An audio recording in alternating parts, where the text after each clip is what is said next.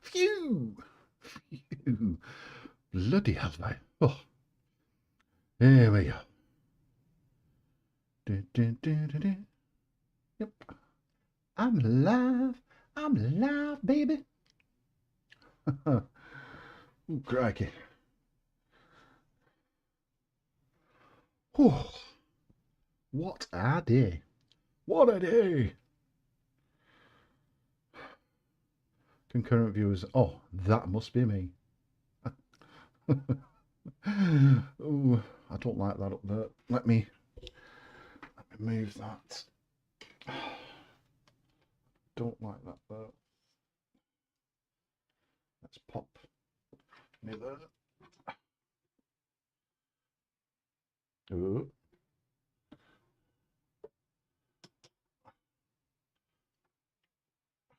Let's get me up a bit. Am I there? Am I there?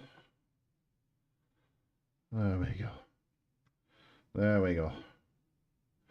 Yep, I'm all right, I think.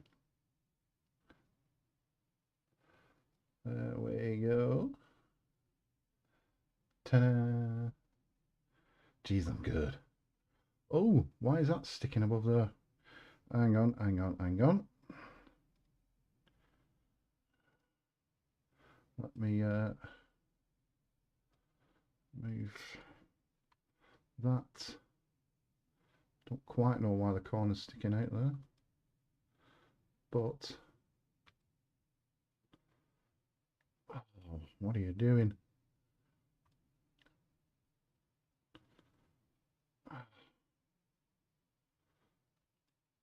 It's gonna have to do. I'm gonna have to fix it for later, I think.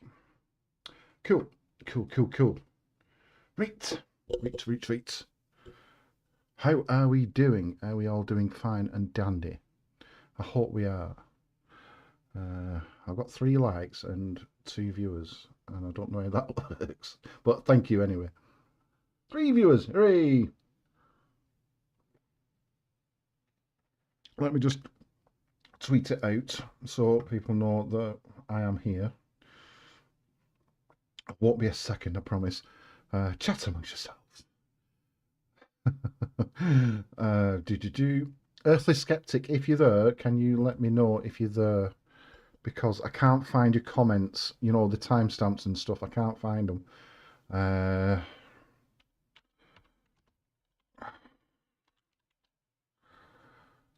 If you're there, just let me know if you're there, please. And there we go. Right, I've tweeted that out.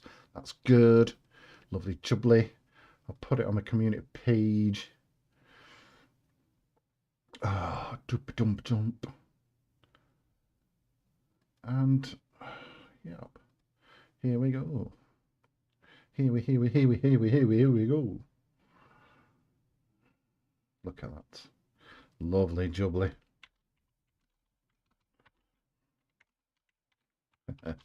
I'm live now. Hello. Hello world. Because you might get a notification that about my community post, but you might not get, some people might not get a notification about the live stream. So I'm just playing 2 at once here. And come on, community post, why are you not doing it? Because I've got a word, I've got something to say about frauditors. Hello, George. Hello, Dogwalker. How are you doing, my friend? Hello, George, my friend. How are you doing?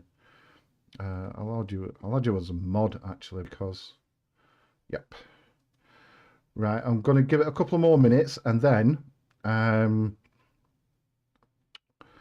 got a word to say about the frauditors and the controversy that I'm going through at the minute. I've got a word to say about that. And yes, good. Right, messages coming up. Fantastic. If I highlight one. Oh, there we go. Yeah, there we go. And we've got Dog Walker there, and we've got, yep, George. There we go. Lovely jubbly. So chats, the highlight chat's coming up. Everything's good, good. I'm glad you're doing fine, George. Good, good. Lovely jubbly. Give it a couple of minutes, and then I will speak about the copyright strike that I've received, if you don't know it by now, and I'm going to give a special message out to those kinds of people, because yes, I've got something to say, and I like what I say sometimes. I, you know, I shouldn't have put this question out, right? It's two. I shouldn't have put it out saying, should I review this? Because obviously I'm in this video and I don't like it. I should have put it out there, but it's my own fault. And, you know, I said I'd do it and I'm going to do it.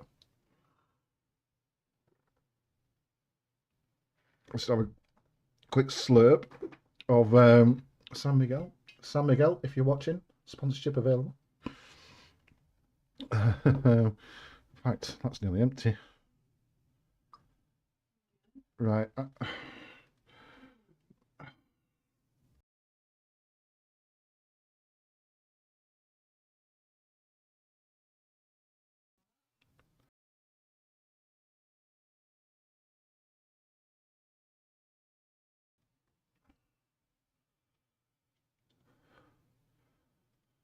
So yeah, we've got 5 in. Brilliant, fantastic. Right. Let me get me back up. Lovely jubbly. That's good. That's good. Everything's working fine. Fine. Fantastic. Right. This thing. I received a copyright strike and my video was taken down. This copyright strike came from a channel, I believe, called Deanology, which is, you know, a bit petty in my opinion. And I've also had some privacy complaints. Well, first, this other guy tried to get 3 videos of mine taken down through copyright, but they were turned down. His requests were turned down, and then he tried to do copyright claims and privacy claims. So I've taken those videos down. I'm going to re-edit them. I spoke to Dogwalker earlier on in the comments. So I've taken those videos down and I'm going to re-edit them in such a way that he can't possibly, you know, I'm going to redub the voice, I'm going to cover his face, etc., because I'm proud of those videos and I'm proud of all my videos, and I don't agree that they should be taken down. So this is a message for the frauditors out there who give me copyright strikes and copyright claims and privacy claims and such like, you know, these frauditors, these dickheads. So this is a message for you, because you'll probably be watching, or you'll probably see a repeat of this or what have you. If you're watching, what happened to free speech? This is the very thing that you're fighting for, is free speech and free to do whatever you want to do. That's absolutely fine. But where's my free speech? Some dickhead in the comments said, I think it's called Welsh audit. No, it's not. No, it's not. It's auditing for London and Britain. And some dickhead said these guys are fighting for your rights. I said, these guys are not fighting for my rights whatsoever. What rights have I got that they don't have? What rights do they have that I haven't got? So what rights are they fighting for? And I put down free speech, etc. So this is a message for frauditors out there who want to copyright claim me and just generally be dickheads, if you will. So this is a message for you guys. If you can't take a bit of criticism, if you can't take a bit of name calling, for instance, Mr. Logic or Mr. Hippie, if you can't take that, you can't take criticism. If you can't take criticism, if you can't stand your videos being reviewed or criticised or critiqued by another channel, get off the internet. That is my advice to you. Just get off. Just get off. If you can't take it, get off. I get called names all the time. I've been called ugly, I've been called fat, etc.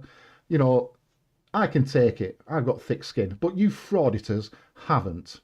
You've not an ounce. You've just not an ounce of bravery at all. You want to restrict people's free speech. That is what you want to do. So I say again, if you can't take criticism, if you can't take a bit of name calling, a bit of banter, if you can't stand your videos being reviewed or critiqued in any such way, get off the internet, you absolute snowflakes.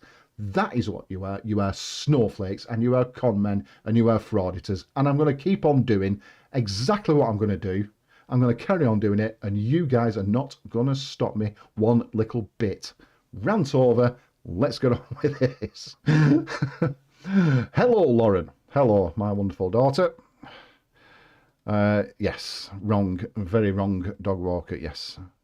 Frauditors are hypocrites. Definitely. Definitely. Right. Rant off. I'm sorry, but it needs to be said because frauditors, in my opinion, especially the ones that have been reporting me, frauditors like that deserve no respect whatsoever, and I'm glad I didn't give them any respect in my videos. So, right, let's crack on.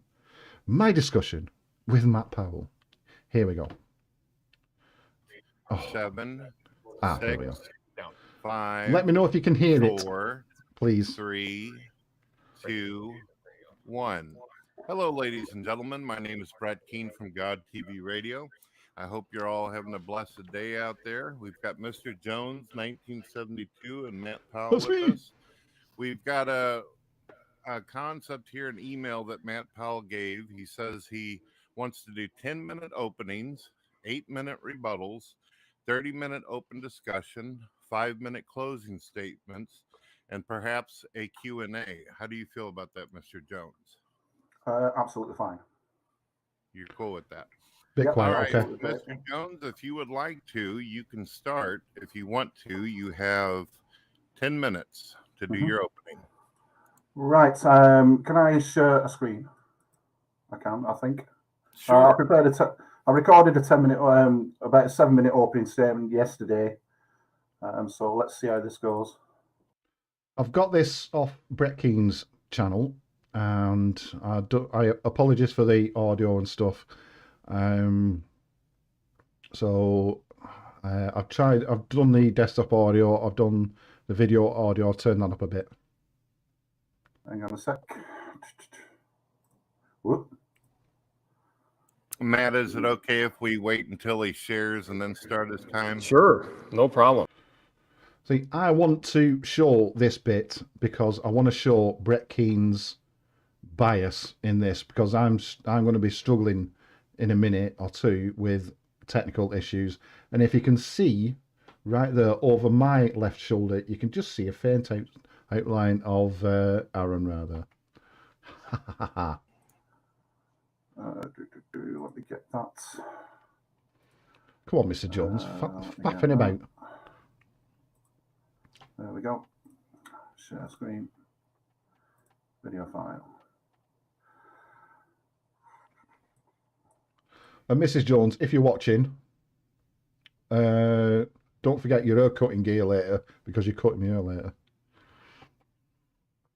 And here we go. All right, let's see what we got here. This isn't going to be some nasty stuff, is it? No, it's just me talking and a couple of photos, and I have credited photos on each and every one. I am the first to admit that my knowledge... and there's Aaron Rather. Ready? Well, it's sharing on the screen. You're giving a wonderful smile. Yeah. All right. That's not a wonderful smile at all. That's just me in the middle of a sentence. Hey, that's my buddy Aaron Raw in the background over there. Hey. Evolution is extremely limited. I've never claimed to be an... I don't know why it's... That reminds me, to a meme in English a few decades ago showing a scene of spitting image with the answer. There we go. An expert on the subject, nor have I claimed to have studied the subject to any... Totally agree. I don't... I see Mr. 42 skin pop pigments, up. blood cells, blood vessels. We even find histones inside of them. How do you feel about that, Mr. Oh. Whoops. Hey, that's my buddy Aaron Raw in the... Sorry about that. On the subject, nor have I claimed to have studied that's on Brett Keene's subject to any... I wonder why I saw Mr. 42 pop up then. Hope you're doing all right, Mr. 42. I don't know why it keeps pausing. I'm awfully sorry. Why is it pausing? I have no idea. Perhaps it's because you're running your video and running that at the same time. It can be tough. Yes, I have a very, very old machine, as I've explained before, and I recorded my opening statement in 4K, so perhaps that had something to do with it. I don't know, to be honest. I wish it worked. I will try and fix it. If not, let's have another bash at this. Now I got to warn you both: $5 for tech support here if I got together. Standard, in light of this step. It's not going to work, is it? I don't think. Look at Matt smirking there. Revelation, I must put my trust in the hands of the experts. And it's not going to have it, is it? Yeah, it looks like it's having a rough time there. Do you have an idea of what it is that you were wanting to talk about there, Mr. Jones? Yeah, I've still got a bit of a script written down. I have nothing to. My computer's frozen. I don't believe this. There we go. So I'll stop sharing, and then I'll just Oh, what the heck? oh, they got booted. I don't know why it boot Luke. Oh boy. Whoops, it is. No, in the beginning. That's just great. Well, we're still here for you there, Mr. Jones. We do love you. Thank you. No, you don't, Brett. No, you don't. And then the screen's gone black. In the comment section below this video and other videos, it's quite clear that you don't love me, and neither does your imaginary Sky Daddy. And neither does Powell, to be honest. Okay, he's going to have to probably refresh and get that going. So how's your day been? How's the family? Right, It's been good, man. Too blessed to be stressed. Been pretty busy. I didn't have a lot of time to prepare for this discussion. He's a liar, because he knew about it. This was on the Friday. This happened on the Friday. He emailed me. He messaged me on the Tuesday asking for this debate to be set up. So he's had Tuesday, Wednesday, Thursday, and all day Friday. And in fact, no, it happened on the Saturday, because he emailed me, or he messaged me on Twitter and said, can we put it back 24 hours? Can we do it on the Saturday instead of the Friday? So I said, yeah. So he's had 4 days to prepare for this debate, or sorry, discussion. It was a discussion. I wanted it billed as a discussion. And I said, yeah, right. And his excuse was, hearts are heavy because of the situation in Ukraine. Yes, because the situation in Ukraine was going to take 24 hours to resolve itself, wasn't it? So, you know, what a load of crap. No, he expected to walk into this debate with nothing and win. Well, I pretty much have an idea of what he's going to try to argue. He wanted to do totally agree, Dog Walker. That's what he wanted. Initially, he wanted a debate on the subject of, did dinosaurs fart themselves to death, monkeys surfing from Africa to South America 34 million years ago. And so I'm looking forward to it, looking forward to what he has to say. But I've been well, man. How about you? I just don't understand what the problem with these surfing monkeys is. It seems to make logical sense that a monkey can surf on seaweed for 1,000 miles over the ocean with sharks in the water and everything. But that's right. Yeah, that's funny. That is what that is what one of them said, was that the monkeys actually surfed on seaweed across the ocean. So I thought that was pretty interesting. But no scientists are saying that, though. It was just one YouTuber that he mentioned in a video. It was just one YouTuber who said he floated across on seaweed. But then, you know, kangaroos made it just after the flood, just after the waters rescinded, and it showed land bridges, like, you know, and kangaroos got from Turkey to Australia, like over, I'm being generous here, about 6,000 miles. And this is with no food. Remember, and the water's rescinded, so no fresh water. All the plants would have obviously washed away, but the kangaroos got to Australia by hopping. Brilliant. I guess we'll see what Mr. Jones has to say. That was what he wanted to challenge me on, so looking forward to it. Well, he may have to go through a whole reloading of his computer and all that. Wait a minute. Oh, I'm back. there he is. Hey, how Here you you doing? are. Welcome back. Let me share this video file again. Am I audible to everyone? You sound great. Loud and clear. Dr. Osiris, how you doing? How you doing, sir? All right. Shall we give him the Fine. time again, or how do we handle this? It's up to you guys. How you doing? I guess must we be can just wait audible till your because video. everybody can see me and hear me, so I'll just go ahead and click this and see if it works. Scatty Powell again. I am the Alright, first here I'm we go. afraid so. That's my knowledge. Right, let's skip forward a bit with this because 2 minutes, I think. Here we go. All right. Let's. Oh, there's Matt Powell smirking again. Oh, there we go. Of the So expert. let me remove that and then I'll just read it out. Yeah, Doctor, I am very good, thank you. Oh, Mr. Jones, can you hear us? Right. Am I still Right. audible? All right. Do you know where I get that? Am I still audible or am I audible? Christopher Hitchens was on Intelligence Squared. He was in partnership with Stephen Fry and he was debating Anne Widdecombe and the Archbishop of Canterbury, I think it was. And he taps on the microphone and he said, "Am I audible?" And that's where I get "Am I audible" from. Christopher Hitchens, great guy, missed him loads. Let's try to. If Yeah, possible, sorry, Stephen. Can't Sorry, see it. Stephen. All right. Hang on a sec. Okay. Take your time, no problem. That's tested. Hail Sagan. Oh, I don't believe this.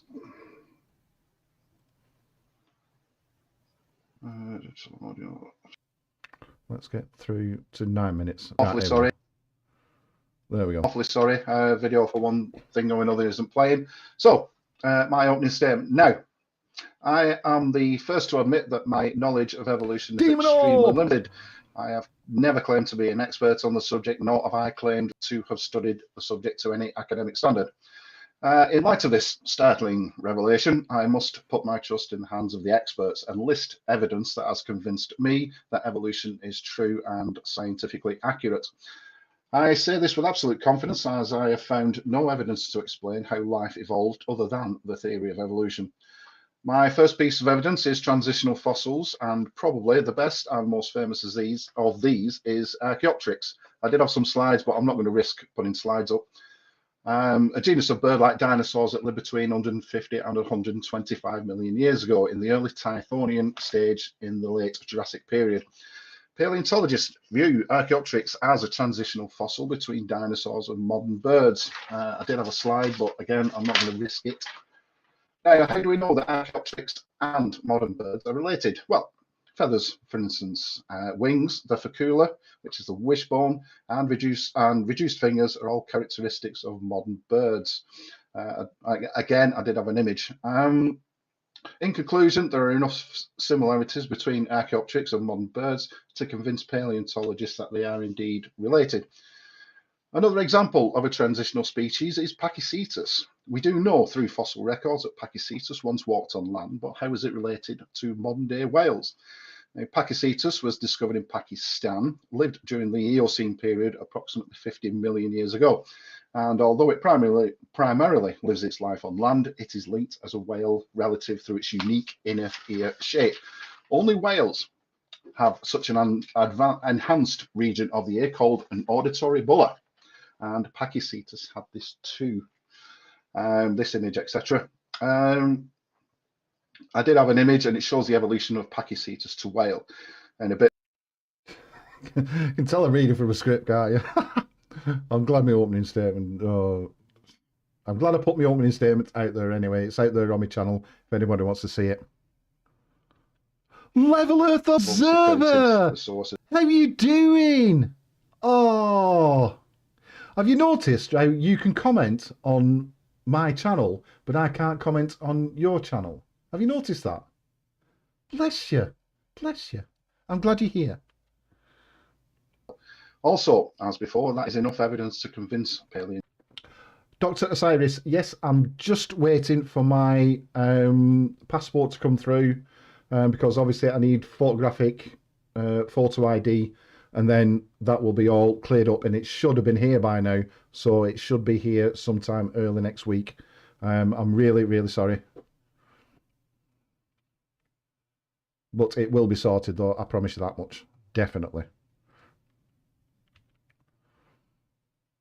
Level Earth Observer. Oh, bless him. Indeed the ancestor of modern day Wales. Now, on to why I wanted to have this discussion with Matt, and thank you, Matt, for accepting. Now, on to why I really wanted this debate stroke discussion. Matt Powell's claims that evolution teaches that dinosaurs farted themselves into extinction. It is my opinion that this is simply not the case.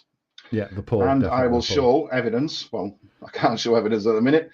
And one of his citations is a woman in a dressing gown that we don't know the name of, and simply saying that dinosaur flatulence caused an ice age, and that's why they died out.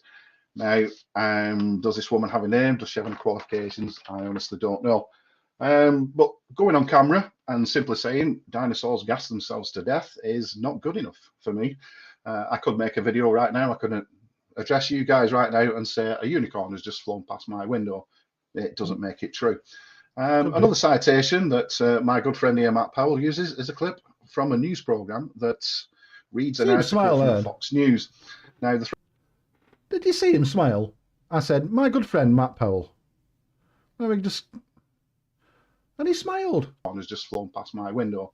It doesn't make it Watch. true. It's going to come up. Another citation that my good friend here, Matt Powell, uses is a clip from a news program that reads an article from Fox News. Now, the three British scientists in question, Ewan G. Nisbet, Dr. Graham Ruxton from St Andrews University, and co-researcher David Wilkinson from Liverpool John Moores University, did write a paper on dinosaur emissions in quotation marks, but nowhere in that paper does it claim that dinosaurs, or this caused the extinction of the dinosaurs. I was going to read a summary of that paper, but yes, flat Earth bullcrapper. Yes, flat Earth. Dinosaur flatulence sauropods. Yes, there is a study out there that says that dinosaur flatulence caused climate change, and it was equal to 520 million tons of flatulence, which is just, I think it's just shy of the crap that you come out with. It doesn't mention dinosaur extinction. Another citation that Matt uses is a kid's cartoon. Now, I can't find the original clip, but I did manage to find a video several seconds longer than the clip that Matt uses. In those missing seconds, it implies that that cartoon is part of a longer video, and the fart segment is just one part of that video. It lists many different reasons of why the dinosaurs died out, and farting dinosaurs is apparently number 63. I've screenshotted it again. I can't use it. And on the image that I was going to show, I've credited Nick the T-Rex's YouTube channel. On his channel, it shows lots of reasons why the dinosaurs died out. One example, or one video, shows a dinosaur on a trapeze. Crazy. So it's clear that none of these so-called theories should be taken seriously. Now, on to the final reason why I wanted this discussion to happen. Surfing monkeys, I think one of our favourite topics. Fossilized teeth of the Eucalypithecus monkey were found in Peru. The teeth are from a newly discovered species belonging to an extinct family of African primates known as parapithecids. Fossils discovered earlier at the same site in Peru offer the first proof that South American monkeys evolved from African primates. So, how did they get from Africa to South America? The theory is that they got there on floating masses of land, not rafts, logs, or lumps of seaweed. Again. And I do agree with Matt, the idea sounds implausible and a bit daft. So, they got to South America, in my opinion, on enormous land masses. I was going to show a video of the Panama Canal where an enormous landmass is floating down with trees and vegetation, and the trees are still upright. Now, with millions of years ago, the seas were a lot lower, continents were a bit closer together, and with favourable currents and winds, there's no doubt in my mind that they couldn't have made that journey across the Atlantic. As you can see, floating mass, right.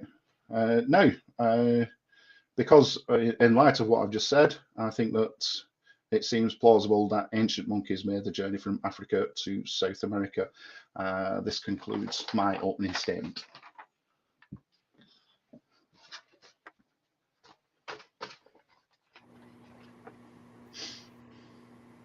And I can't hear anything. Hey. Just what happened with the, with the video and not being able to play my video, it really threw me off. It just completely totally threw me, because I had everything. Yeah, dog walker. Yeah, totally agree. I said that earlier as well. Yeah, Level Earth Observer. You're here and you're free to post any comments you like, as long as you don't spam me, as long as you don't come out with racial hatred or what have you. You're free to post any stupidity you desire. Alrighty, let's listen to Matt Powell's opening statement, and let's listen because he wanted it billed as creation versus evolution. So let's see what evidence for creation Matt Powell gives. All right, Matt, are you able to, did you hear what he was saying? Yep, loud and clear. Loud and Are clear. you ready for your opening? Sounds good to me. All right, Mr. Jones, if you could be so kind, would you be able to mute your mic? That way we don't hear the papers moving around the mic. Well, I just want to say thanks to Mr. Jones for sending an invitation for a discussion on this matter. Invitating. Definitely looking forward to seeing how it's going to pan out. So the Bible says, prove all things, hold fast to that which is good. So the Bible commands us to hold fast to the things that are good and true and right, and to prove all things. And so in order for something to be science, it has to be demonstrable, testable, and provable. No. I didn't know science proved things. I just started explaining things or give us the best explanation to the limits of our knowledge. That's what I thought science did. I didn't know it proved things. Let's just talk a minute about this whole dinosaurs farting themselves to death theory, right? I don't believe this theory. Yeah, Doctor, if Leo starts spamming or what have you, then time him out. Don't block him, just time him out. Thank you. What I tend to do with people like that is just let them post stupid comments because they just do. Who does, other than some people online that are obviously a little out there. But people are actually promoting this today, that dinosaurs actually tooted, warmed the planet, and then they died from global warming. No, there's nobody saying this. Nobody. No serious scientist is saying it because I can't find any. Because people have decided to believe this, because people have decided to teach stuff like this, therefore, I'm going to point it out and point out why it's absurd. I don't believe that dinosaurs farted themselves to death, but some evolutionists are out there proclaiming that dinosaurs, and of course this one guy says, well, Matt, you've misrepresented us. We believe they tooted, he said, and it warmed the planet. Yes, that's what people are saying. The dinosaurs farted and it warmed the planet. Nowhere, absolutely nowhere, is anybody saying, no evolutionist is saying that it caused dinosaur extinction. Nowhere. Crazy. Yeah, true, Okay. Doctor. Yeah, he So did promote let's check out that some of these idea. people that actually claim this. Right? Dinosaurs may have gassed themselves into extinction. British researchers say the prehistoric beasts had a flatulence and belching problem. Dinosaurs did fart themselves into extinction. All their greenhouse gases cause climate change. He's being really cheeky there, Matt Powell, because he said, Matt Powell's just said that scientists are saying that dinosaurs tooted and it warmed the environment. What that lady in the dressing gown, what he cut out was after she said climate change, that the dinosaurs caused a climate change, it caused an ice age, and that's why they died out. So, even Matt Powell doesn't know what he's talking about. important here is actually that this once and for all proves that the Creation Museum in Exactly, Kentucky Madman, is yeah. wrong. Because if dinosaurs were actually farting that much, Adam and Eve would not have been that close to them hanging out. So I just want to. So these people are claiming that the creationists are wrong, Matt, because dinosaurs passed so much gas that warmed the environment and they died from the global warming. And Mr. Jones in his video one's saying series that. called me a bunch of names, made a bunch of ad hominems, and I appreciate none of the ad hominems coming to this debate, and we'll try to keep it that way. But it just amazes me that this guy points this out and he takes such issue with me over this claim that dinosaurs farted themselves to death. Why are people taking issue with me over it? I'm actually combating that theory, telling people that it is ridiculous.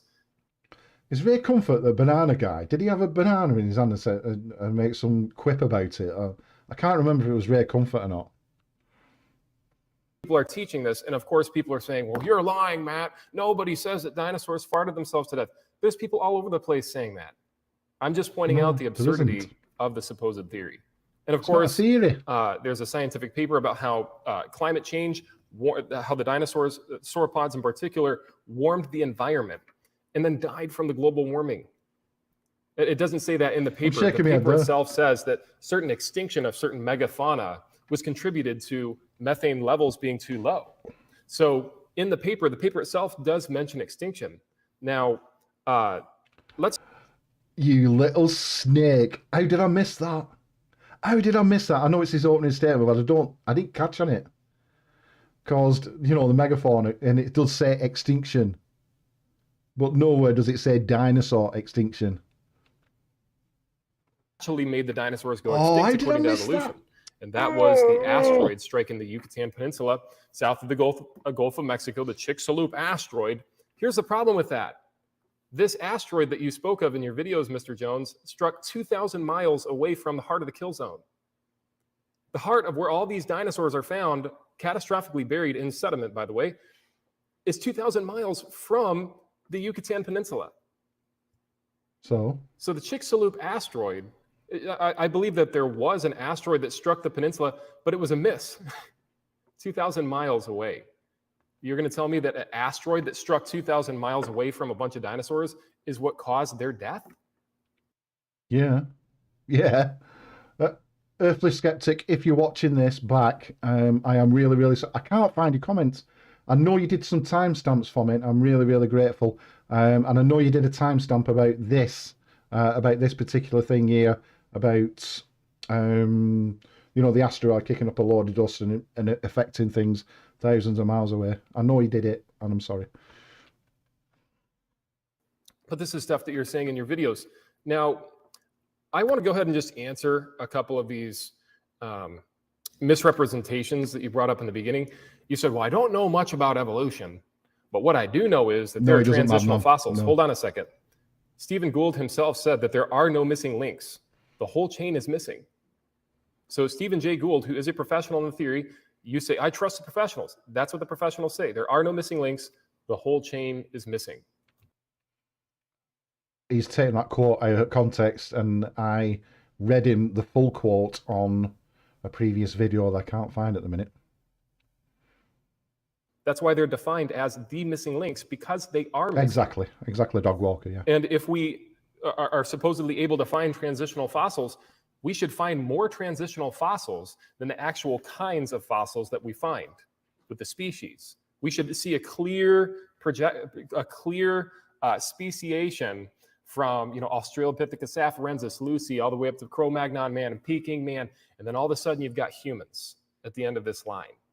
Hey, Welchie, take care, my friend. I'm glad you popped in. Even if I grant that there are homologous structures, that there are... Oh, what am I doing? Homologous structures are no problem for creationism. I have no problem saying that there are certain things that could appear as a transition, because we build in homologous patterns. And God himself, if we're made in the image of God, he probably would have done the same thing, built creation in homologous patterns. That's why we share DNA with certain animals. It doesn't mean we descended from those animals. It means that we are all made up of the same material, DNA, stuff that is vital for life. So in the center of the United States, I'm going to kind of go for the jugular here. We find the Dinosaur Peninsula. Now, in the Dinosaur Peninsula contains thousands and thousands of dinosaur graveyards. Go for the jugular. Yeah, all right. Jugular. Yeah, whatever. Dinosaur graveyards are thousands of dinosaurs. And in particular, we find 1 million square miles of dinosaurs that were catastrophically buried. Let me ask you a question, folks. What would cause 1 million square miles of land to get buried catastrophically? Let me ask you a question, folks. Is he discussing with me? Is he having a debate with me? Or is he just showing off to the audience like Kent Ovin does? What's he doing? Buried in an asphyxiated position. So the what? only way to explain that is Noah's flood. These dinosaurs No. died in asphyxiated positions. They were choking on mud as the water was coming in and burying them in sediments. They arch their necks back. This is a T-Rex fossil of a T-Rex that died under 50 feet of sediment, and it had suffocated to death. There is no other way to explain these fossils than the flood of Noah. Now, people can try to argue against the flood of Noah. They can try to say that it's not a fact. There's nothing more than a fairy tale. I heard one guy say, oh, it's just so crazy. Do you think that the earth could be flooded? Look, we live on what's known as the water planet. Hello? 71% of the earth is currently covered by water. So to say, oh, it's so superstitious to think that there could have been a global flood, that's just absolutely false. So I just wanted to point that out. And one of the reasons that we know that these dinosaurs were buried in the recent past is because they contain soft materials inside the bones. In fact, there are 16 types of bioorganic materials that should have degraded if deep time evolution were true. 16 types: histones, blood cells, blood vessels, hemoglobin in the blood cells. You're going to try to say that iron cross-linking could preserve this for 65 million years? That's absolutely false. No, it isn't. I watched a video with Jackson Wheat, actually, and he said it could survive given the right conditions and given like no drastic temperature change or pressure change or what have you. Then it's perfect. You know, it's reasonable to assume that it could survive it. Second best, Bob. How are you doing, my friend? We know that dinosaurs lived recently because of bioorganic material that would have biodegraded over the deep time of millions of years.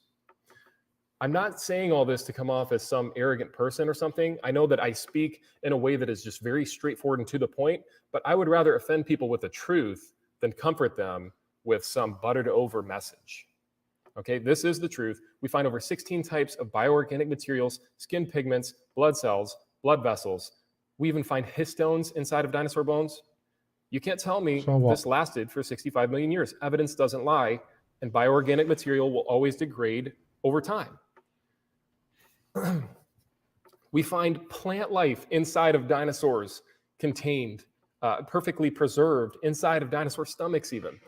Again, is this stuff going to last for 65 million years? You have to ask yourself that. Now, the column that he was appealing to in his open statement is known as the geologic column, and they say that we all evolved from a sponge. And I didn't say that we evolved from a sponge, and I didn't mention the geologic column in my opening statement. I mentioned transitional fossils, not the geologic column. Variations of change in allele frequencies that we all of a sudden became human. So you go from the goo to you, the zoo to you, and so forth.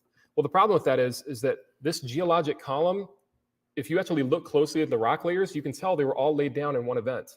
It's not that there was long periods of time as these layers were getting laid down. And the reason that we know that is because of these bent rock layers. Brett, how much time do I have left? You have a few more minutes. Cool. So if you look at the pictures here that I have up on my screen, these are bent rock. Now, what happens if you try to bend hard rock? It will break. According to evolution, these mountains slowly formed via slow and gradual plate tectonic shifts. Well, if that were the case, these rocks would be bent, or would not be bent, they would be crumbled rock. You cannot bend hard rock.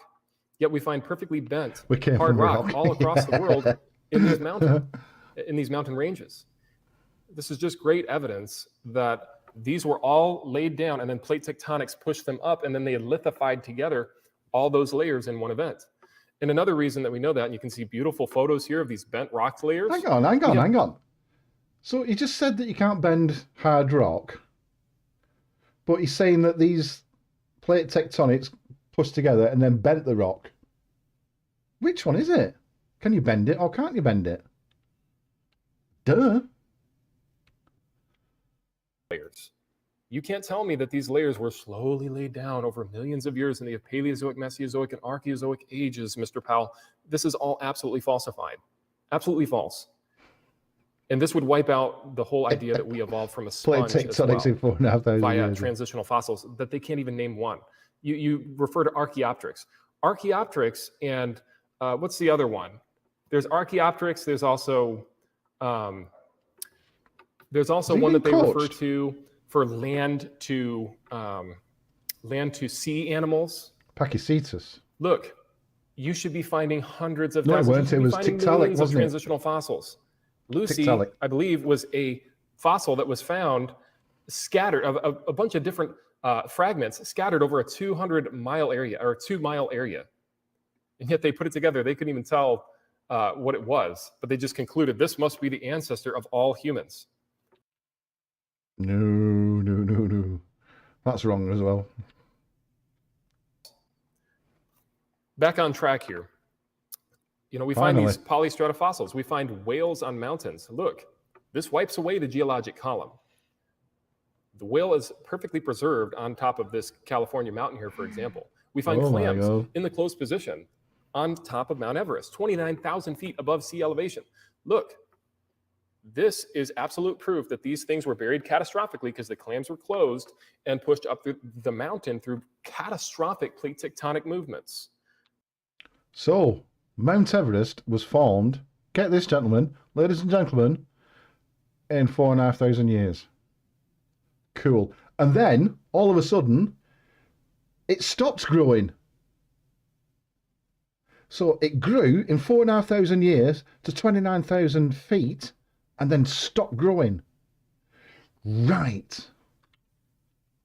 And now it only grows a little bit because the plate tectonics speeded up and then they slowed down to a virtual standstill, and now they're slowly moving back again.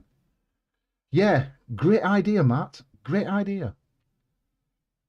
Identical amounts of C14 in all these coal seams. Yeah, Lucy was the first, but there was Ardi as well that was found in Egypt that predates Lucy by about 1 million years. Ardi, yeah, A-R-D-I, yeah. Sure there was. Because reasons, yeah. Years. The half-life is 5,730 years, and if it was truly this decay rate that In they water. say, and truly the Sorry, in ages that water. they say, there would be no C14 in these bottom layers. Go to jail, But Kent. yet they all register And the water. statistically the same amount of C14. We find C14 in dinosaur bones as well. It's, just collagen, hemoglobin in the blood cells. Anybody who Not the believes that those C14. things would last for 65 million years, you'd have to be gullible, folks. And I'll end with this point.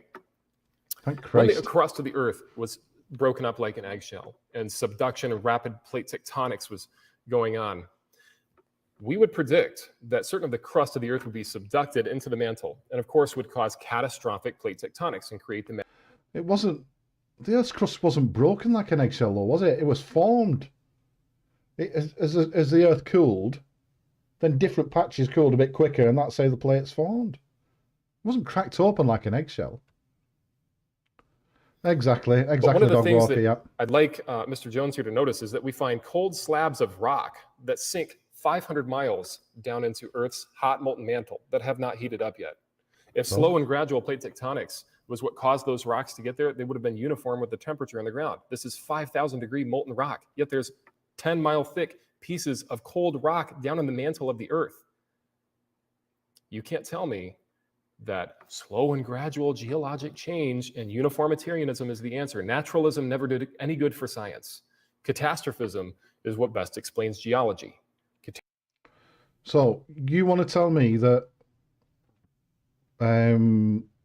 slow and gradual change is impossible, but you want to tell me that a mountain of nearly 30,000 feet high formed in 4,500 years? Yeah, alrighty. It explains the past. They have And the so heat the present problem. is not Yes, the key they do to have the the heat past, my problem. friends. Gutsick Gibbon explains the heat problem in ways that I could never either understand or repeat because it's far too complicated for me. But I do watch it. I like Gutsick Gibbon. She's brilliant, absolutely brilliant. The key to the present is actually the past.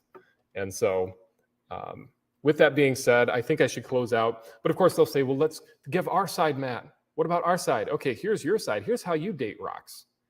You determine the age of the fossils, the rocks by, look at this, World Book Encyclopedia. It says the age of the rocks may be determined by the fossils found in them.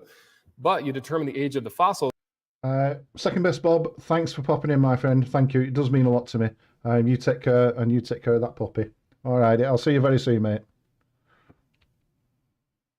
Which the rocks in which they lie. So you date the fossils by the rocks, rocks by the fossils. Circular arguments. Absolutely indefensible. Surfing monkeys. What's your evidence that these monkeys surfed across there? You found a fossilized tooth? Fossils mean catastrophic burial. And So how are monkeys going to survive a 900-mile journey back when the continents were closer even? That's still 900 miles with no fresh water. Sharks in the water. Currents that somehow took them across when currents take you up or down. It's an indefensible position. Sharks and in I the think water. that should be The pointed out monkeys and made don't very go in the abundantly water. clear. God bless. All right, ladies and gentlemen, the next section that we're going to be working on here. Right, is it me, or did I miss the part where he gave evidence for creation? Or is it just me? Did I miss it? Or what? I don't know. Did I miss it? I don't think I did. 3-minute open discussion. Well, we're going to do not cross-examination, but Yeah, I explained that, Doctor, circular reasoning. I rebut that, and he has no answer for it. I don't know if I do it in my closing statement, though. rebuttals, so 8-minute rebuttals. Okay. I was looking at how you had it categorized. Had 10-minute openings, 8-minute rebuttals, 30-minute open discussion, or do you want to go straight to rebuttals? Let's do rebuttals. Just I'm rebuttal, easy either way. Oh. Rebuttal sounds good. Okay. Evolution Going full Horvind, teaching dino facts. No, I didn't learn that at school. My children didn't learn that at school. I don't know any school that teaches dino facts as part of why the dinosaurs died out. I can only find stuff like that on YouTube. It's not in any schools that I've ever seen before, or any colleges or any universities. I never said that you believe that dinosaurs fight themselves to death. I said that's what you said evolution teaches. I did mention the paper, and it doesn't mention dinosaur extinction at all. I mentioned meteorites. Yeah, a massive meteorite. If you remember the Chernobyl disaster back in the 80s, that covered thousands and thousands of miles. So in my mind, an asteroid hitting the planet will affect something thousands of miles away. It will kick up a lot of dust, it will pick up a lot of iridium, and it will block out the sun. And that's the asteroid theory, which was on the same page as a book that you quoted. I'm sorry, Doctor, but I did put it out on the community page on my channel, and I said, should I cover this?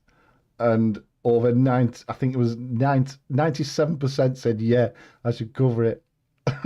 I didn't want to do it because I don't like watching myself on YouTube. I never, ever do it. But there was a resounding yes. Matt Powell, if you're watching, hiya, my new best friend. Hope you're all right. Dinosaur Peninsula, as I understand it, that's a creationist invention. It is. It is. Asphyxiated dinosaurs. I can only find the Dinosaur Peninsula on Young Earth Creationist websites. That's the only place I can find it. I can't find it in any textbooks, any science websites, anything. I can't find it. One of the theories why the dinosaurs died out is a few or several massive volcanic eruptions, or obviously a meteorite hitting the Earth. I just want to point out as well, that echo is not coming from my side. It's coming from either Matt Powell's or Brett Keen's side. I don't think Matt Powell's muted his mic because he's got a speaker set up there. And I think you've heard it on Whacking Atheist Wednesday or what have you, or when Kent Owen does a live stream. You can always hear the echo in the background. So they've got speakers playing. They've got speakers turned up so they can hear what's playing on YouTube. but they're not plugging it through a mixer or anything. They're just playing speakers and they've got a microphone there. So they're going to get some feedback and all the rest of it. But Matt Powell's a computer engineer, and you'd think he'd know all about this, wouldn't you? But obviously not. Dick. Asphyxiate dinosaurs. If it blocks out the sun, kicks up a load of dust, the dust comes down, chokes all the dinosaurs, and that's how they could have died out. But the honest answer is, we just simply don't know. Science doesn't. It has many theories, doesn't have answers, unfortunately. We got about 3 or 4 minutes in, and I'm hearing a lot of evolution bashing. I'm not hearing a lot of God did this, and here's the proof, and here's the evidence that God did it. I'm just Yeah, because he said Matt Powell said in a previous video on a previous live stream or whatever that he was a computer engineer. His career before he moved to Dinosaur Adventureland, he was a computer engineer. Clearly not a very good one, but a computer engineer all the same. You mentioned Lucy, Australopithecus afarensis. No, about 1 million years before that was I Ardy. explained that circular reasoning then, didn't I? Sorry. Just going to go back a sec. 4 minutes in, and I'm hearing a lot of evolution bashing. I'm not hearing a lot of God did this, and here's the proof, and here's the evidence that God did it. I'm just hearing a lot of evolution bashing. You mentioned Lucy, Australopithecus afarensis. No, about 1 million years before that was Ardy, A-R-D-I, considered the earliest human, or the earliest human ancestor, one of the earliest human ancestors. Wales on mountains. Before the tectonic plates collided and into mountains, obviously the Earth was flat. Whale could have died on the thing. 1 second. How you doing, 1 Fred? second. Somebody's got their mic open and it's causing echoes. We got to fix that so we can hear what's being said clearly. Do you know, someone said that this was planned, and now watching it back, I think it was. That's just a thing. Somebody said, you know, this was a deliberate play. Yeah. First echo, yeah. Gregory.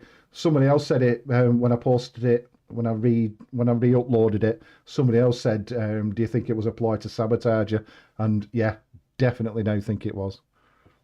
Because it went on for far too long. You'd have thought somebody would have noticed it, but this is Brett Keene's channel, you see, and nobody watches it. It's not me. There's no background noise from me. Cheshire Cat. How you doing, Cheshire Cat? Is everything okay? Okay. Whales on mountains, clams on mountains. Before the mountains formed, they could have died, sank to the bottom when they got buried under sediment and rock, and when the plates collided and made mountains, that would have pushed the fossils up to the top of the mountains.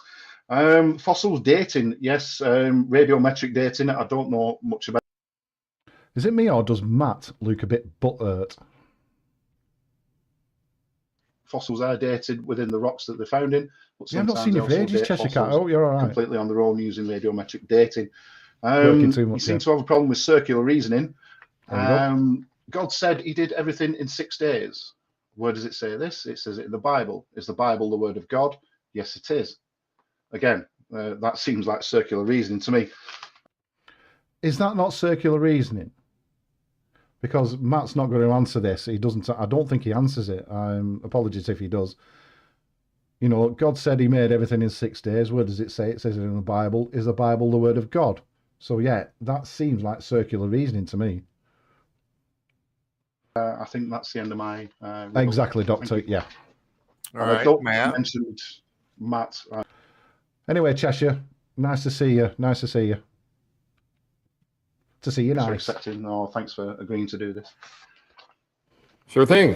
Bit of Yeah, Bruce, so isn't it? actually, I'm going to just answer your stuff real quick, and then I'm actually just going to continue this. So let's see. It is dog walker, isn't it? It's exactly circular schools don't reasoning. say this. It Yeah, I does. never said in this debate that school or this discussion that schools are out there teaching that to people. Never said that about the dinosaurs farting themselves to death. Let's see. That this asteroid, you said that this asteroid would kick up a lot of dust, and that's how they got buried, was dust and maybe some volcanism included. Well, I'm sorry, they're buried with sea life. I didn't say volcanism. I said iridium. A lot of dust, iridium, kept out the sun, kept in the heat, and that's how they died out. They're buried with fish. They're buried in mud, sedimentary rock. So they were buried in the mud that killed them, the mud that was washed up. And let me ask you a question, folks. What would cause a wave to encompass the entire United States, or at least half of the United States? What kind of catastrophic event would be able to do that and bury those dinosaurs? And bury those dinosaurs? A tsunami.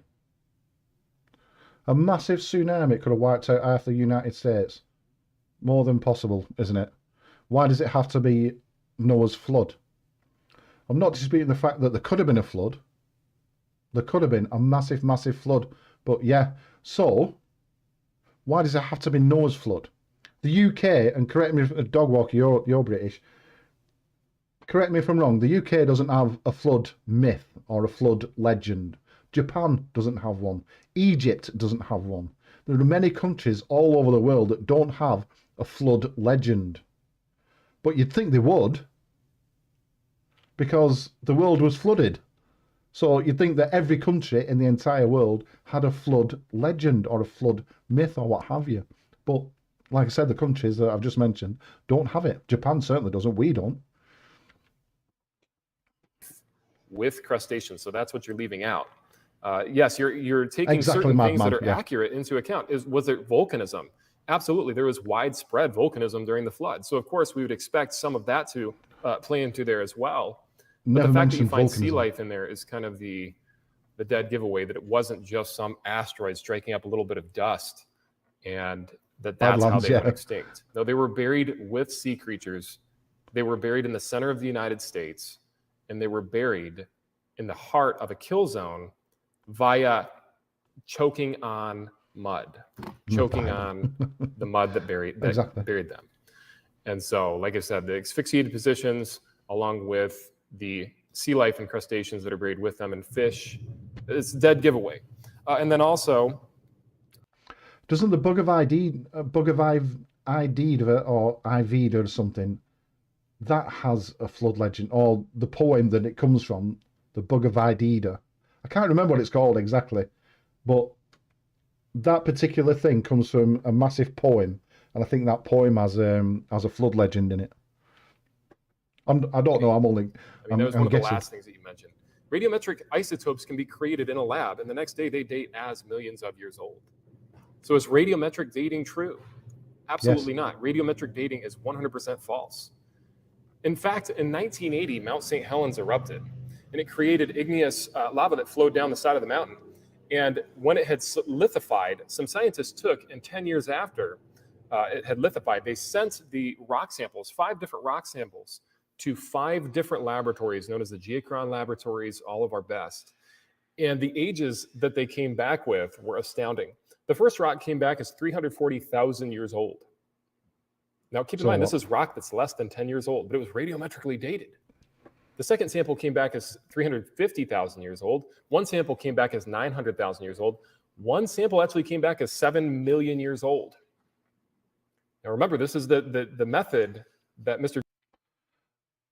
I've heard this about these 5 samples, that they didn't radiometric date all the samples. And plus, if a volcano spews out lava and stuff, it's going to be contaminated. And it's newly formed anyway. It's not millions and millions of years old, is it? So it's bound to be contaminated, and it's bound to throw off different results. Being reliable method to date the crust of the Earth.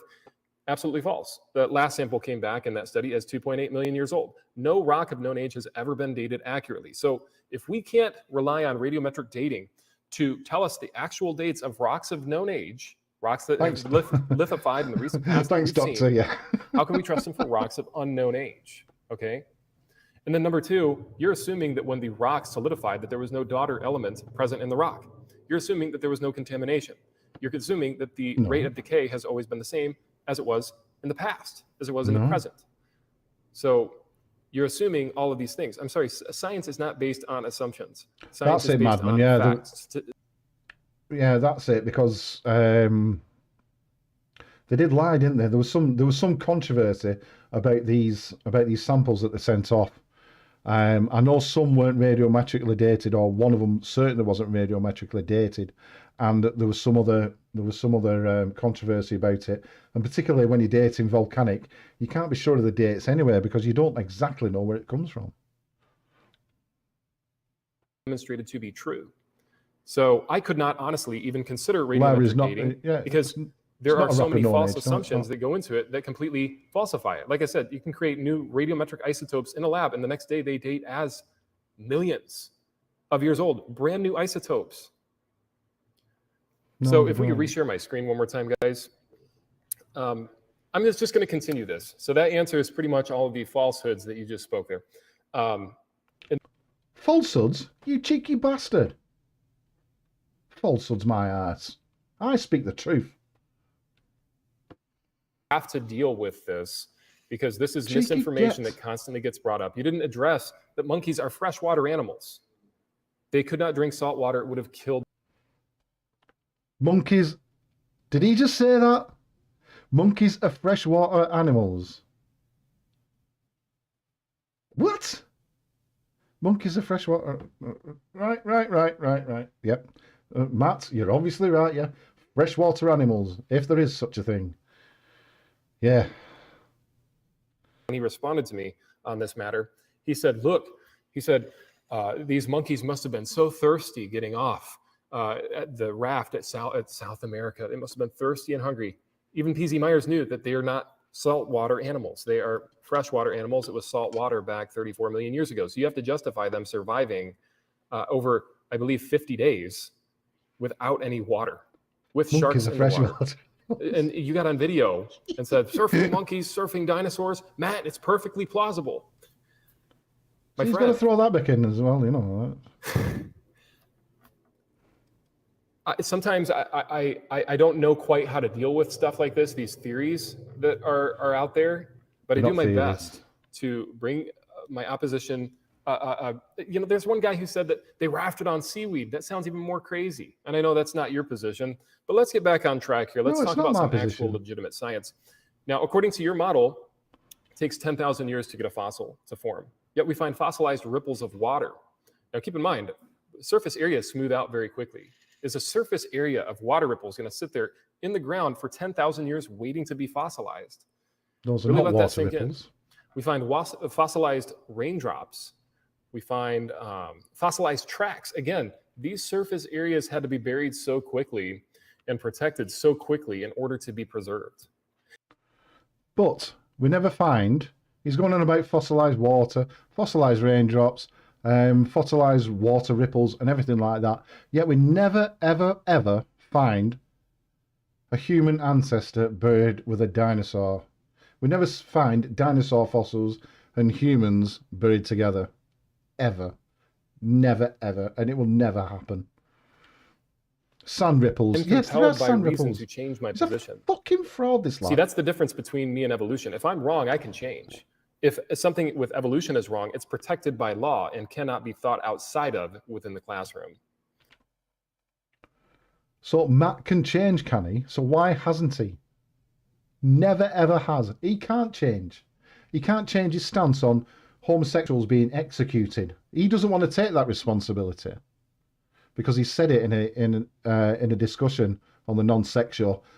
He said that he wouldn't take the responsibility of executing homosexuals because they were homosexual. He wouldn't take that. It's up to the government to decide that. It's up to whoever to decide that. He won't change his stance on that. He's a dick. Whereas, you know, my position is, as an atheist, is live and let live. I couldn't give a toss what sexuality this person is or that person is. I don't care, and I'll let them live. It's absolutely fine by me. But his position is, you know, kill homosexuals, execute homosexuals, execute your unruly child, your unruly firstborn. You know, whereas mine just gets a clip round the ear and tells it sit in a corner for an hour. That's how I do it. But no, his God wants him. Prat. You will get mocked. You will get I'm on ridiculed. one now. You'll lose I'm on your one funding. now. I'm angry now. People say, you're in this for the money, Matt.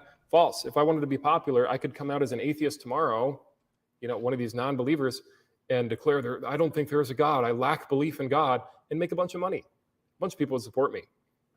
I'm not Now, making here's any how money. your model, and I'm not sure if you're aware of this, explains these tracks that are fossilized.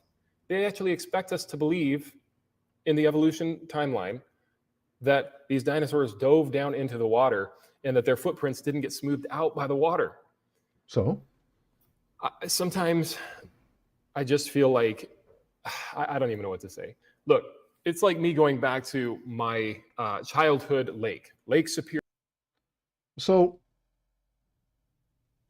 right, he's not trusting this theory about dinosaur footprints here, but somebody has got to absolutely tell me how a footprint lasts, especially after the flood of Noah. How a dinosaur footprint lasts for about 6,000 years or 4,400 years or what have you. Somebody's got to tell me that. If dinosaurs were trotting about before the flood and left a load of footprints, why didn't the flood of Noah wash all them footprints away? Or how do these footprints last for after the flood? How do these footprints last for 4,400 years? Come on, give us something. And looking for tracks that I had made when I was 5. They're not going to be there. They would have smoothed out. But they expect you to believe in this textbook here that those tracks did not get smoothed out by the water, but they just slowly sat there and fossilized. False. Your model also says that rodents cross South Atlantic. The reason I'm pointing these things out is because we are comparing two models. No, the reason why you're pointing these things out is because you have no evidence for creation whatsoever. Absolutely zero, zilch, nothing. Comparing the creation model to the evolution model, you have to prove why creation is false. That's what science does, is we falsify certain theories. We're in this to falsify things. I'm not here to prove creation to you, although I could very easily, whether you accept it or not. Oh, so he's there to prove creation, but he's showing no evidence for creation. So how does that work out? Creation. Okay, here's some proof right now. The fact that time, space, and matter is here right now is proof that God exists. The fact that you and I are able to have this conversation is proof that God exists. The fact that matter and energy is around us is proof that God exists. Or it's The proof that I'm having that conversation with him is proof that my parents exist. That's all that is. nothing caused nothing to explode or expand, as you guys like to say, which is just a Yeah, he is a hermeneutical game to make it sound a little better, and then expanded into everything that we have today. Either nothing caused the explosion in the beginning, or somebody created everything in the beginning. If there is no God, that means nothing would have had to cause nothing to explode. Look. Why is he going on about the Big Bang Theory?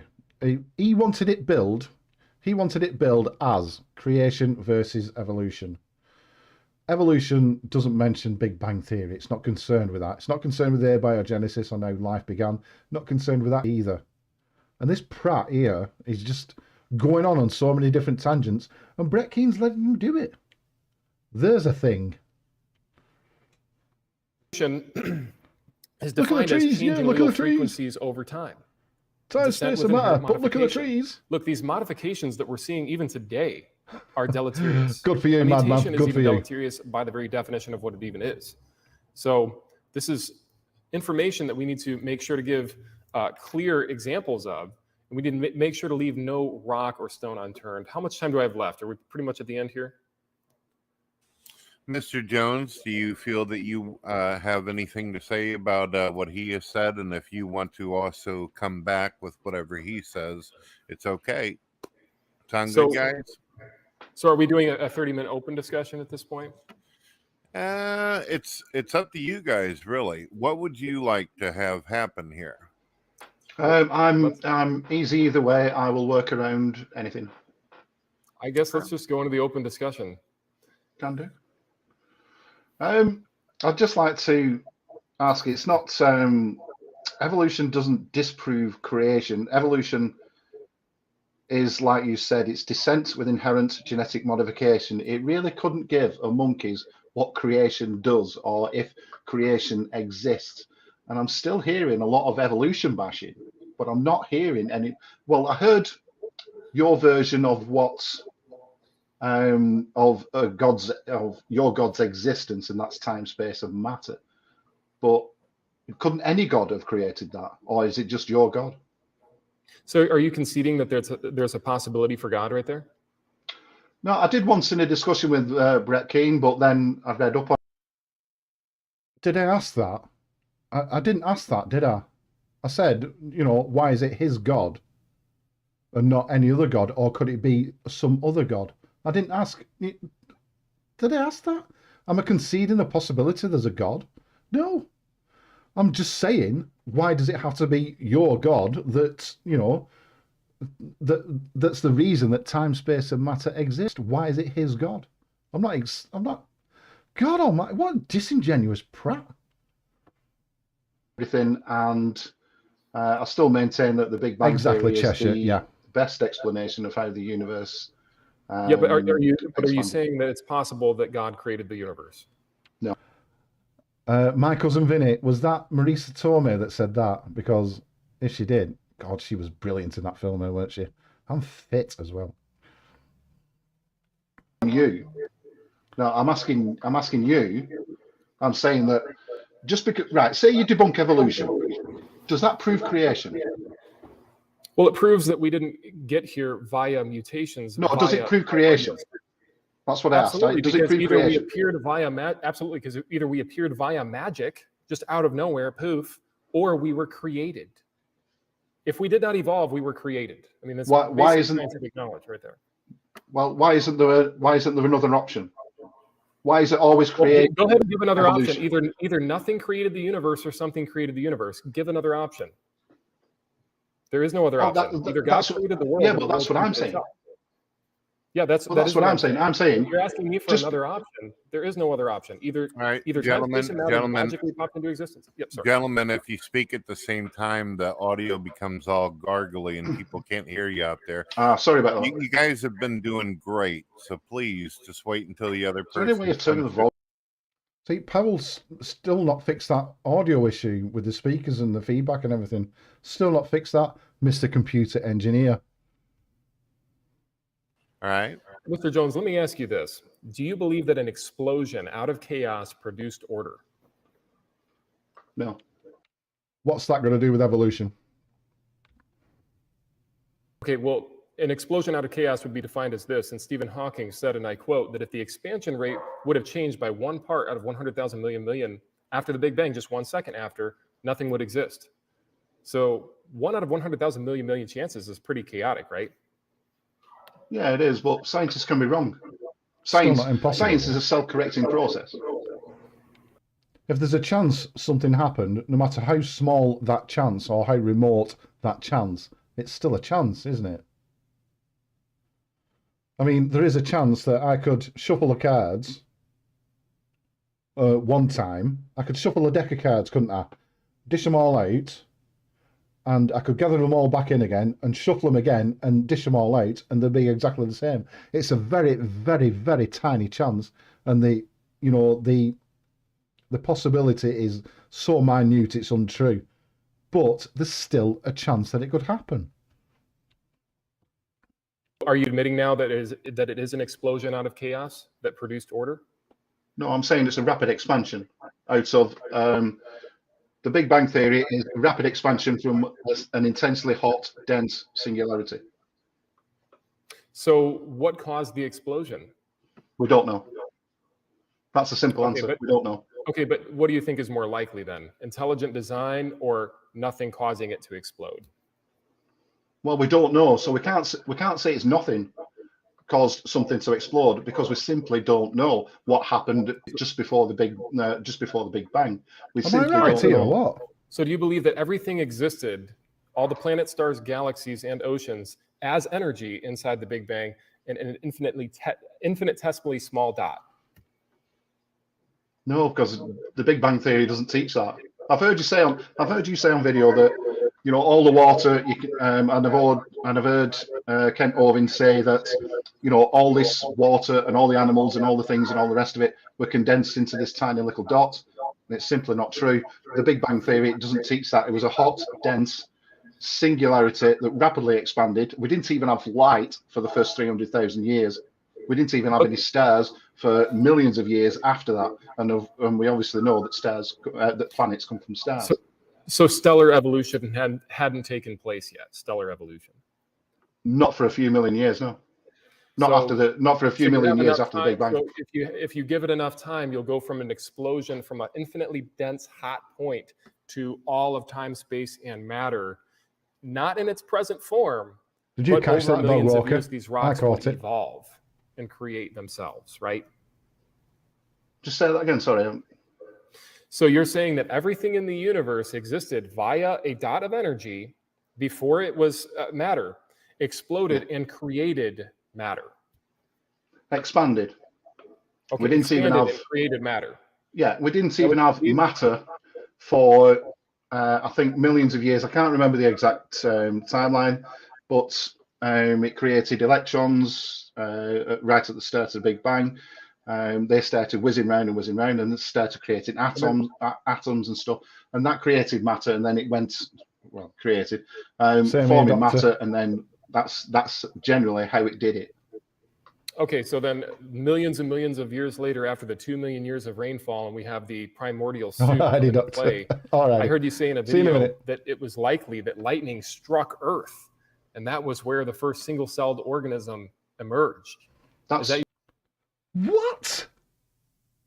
Oh, why didn't I pick up on this again? I'm going to have to brush up on my debating technique, because he's gone from the Big Bang and the start of the universe to the start of life on this planet, completely missing like 9.5 billion years of, the galaxies forming and the planets forming and the stars forming and everything like that. He's completely missed 9 billion years here and gone straight to abiogenesis. God almighty, he's missed fucking 9 billion years. Jesus, man.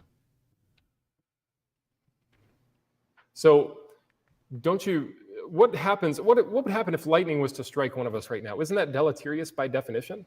Wouldn't that destroy anything that's living in the premises or anything that could possibly live in the future? Yeah, it would. Unbelievable. Yes, it would. But so how is that evidence of abiogenesis? How is lightning striking mud, something that is deleterious by the very definition, going to somehow assemble a cell?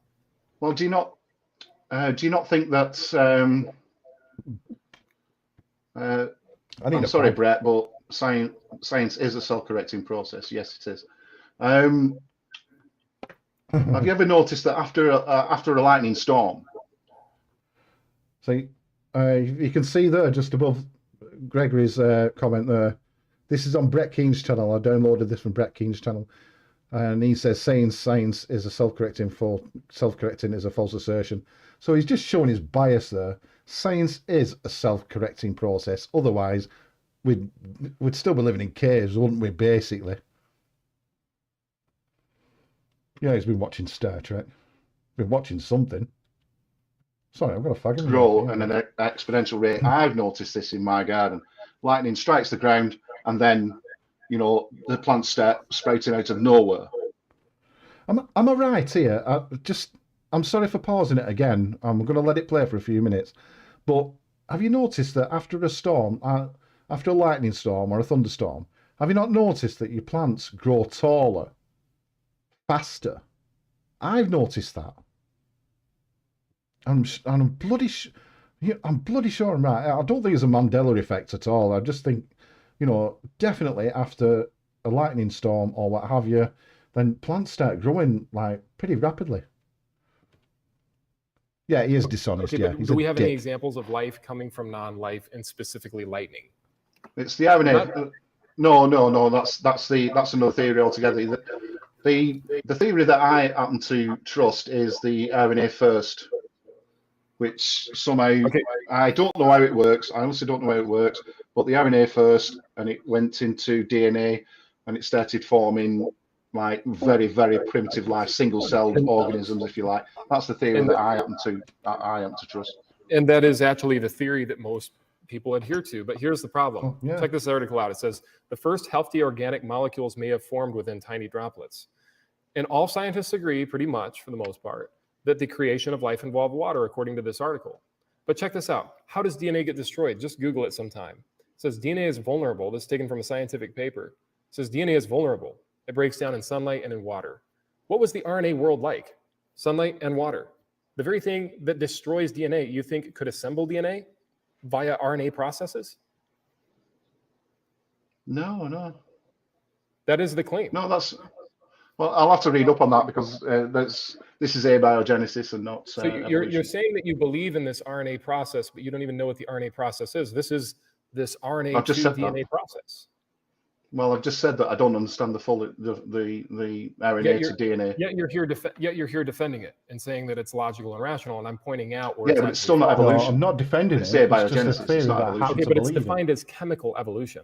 So it is evolution. It's part of the evolutionary process. It's not part of the theory of evolution, no. Abiogenesis is not part of the theory of evolution. It is defined as chemical evolution. Anybody can look it up. It's not part of the theory of evolution. Well, then let's talk about the theory of evolution, descent with modification. When do you see an animal changing from one kind of animal into another? Define kind. I.e. able to reproduce. When do you see a certain family or kind of animal merging? All life on this planet is able to reproduce. Or better yet, how about, since you brought up the whole surfing monkeys thing and how it's so plausible, why don't you address the fact that this is salt water that they're floating across? How do they survive for weeks and weeks without any water? Well, I explained in the video, and I explained on the opening statement that there was lots of vegetation on this enormous land mass that were floating down the planet. But vegetation is food. Vegetation is food. We're talking about water. What did they drink? You can get water from food. So now you're okay. Grass contains water. Lettuce is 90. Why is he smiling at that? Food does contain water. Why is he smiling? Vegetables contain water. Fruit contains water. Almost everything contains water. Water. Fruit contains water. Okay, correct. But where's your evidence? We contain water. Are going to take them north or south? Is it going to take them 900 miles across the ocean? Well, I'm not saying the very first monkeys jumped on a raft and then surfed across. I'm not saying that it was a raft. You're arguing that it was a vegetation. A floating mass. Yeah, I'm not saying that one group of monkeys jumped on a raft and the very first journey carted them all the way across the Atlantic Ocean. I'm not saying that. I'm saying there could have been many land masses that snapped off, and one of them, 1 out of 10, could have made it across. I'm not saying they all survived. So what? Okay, but what did they drink? There was no fresh water. You're saying that somehow they stored fruit with them?